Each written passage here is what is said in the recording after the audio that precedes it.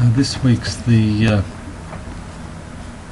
first Sunday in Lent, and the Gospel's taken from Matthew. The Spirit led Jesus into the wilderness to be tempted by the devil. He fasted for 40 days and 40 nights, and afterwards he was famished. Then the devil came to him and said, "If you are the Son of God, command these stones to be turned into loaves of bread." And Jesus said, "It is written, no one can live on bread alone, but on every word that comes from the mouth of God." Then the tempter led him into the holy city and placed him on the pinnacle of the temple and said, "If you are the Son of God, throw yourself down, for it is written, he will command his angels concerning you, and they will hold you up, lest you strike your foot against a stone." And Jesus said, "Again it is written, you shall not put the Lord your God to the test." Then the devil led him to a high mountain and showed him all the kingdoms of the world in their splendour, and said, "I will give you all of these if you bow down and worship me." And Jesus said, "Away from me, Satan, for it is written, you shall worship the Lord your God and serve him alone." And then Satan left him, and the angels came and ministered to him.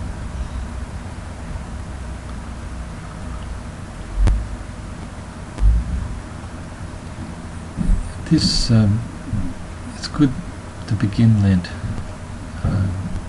at this core place, this elemental place, where there's that kind of tussle, that struggle, wrestle between God and me, the self, the individual.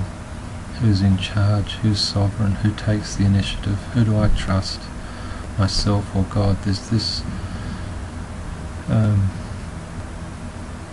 this is the core thing that happens, the core relationship, the core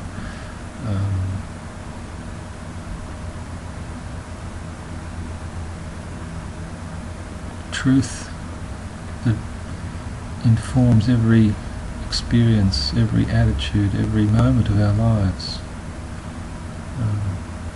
And as we're being kind of shaped, kind of moulded by God in his image. But of course those words, like there's this other voice that says, command, if we are who we are, command and throw yourself down and worship other things, or give myself into the power of other things.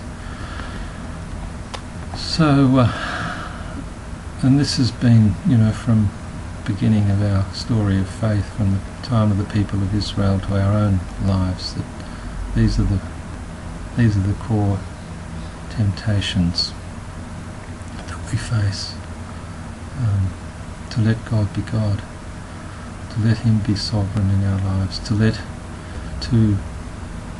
him have the initiative, and to trust. The first of those temptations, I suppose, is to let him have the initiative, and then the second one is to trust in him,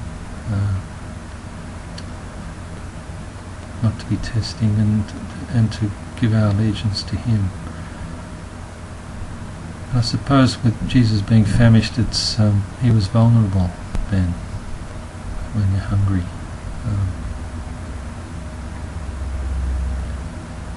There's that AA statement, HALT, when you're hungry, H-A-L-T, hungry, angry, lonely and tired, then you're vulnerable. But then you've got to stop. And so I think this time in Lent is about stopping and letting the deepest hungers, let God be in the presence of God, and let God be God, and our deepest hungers be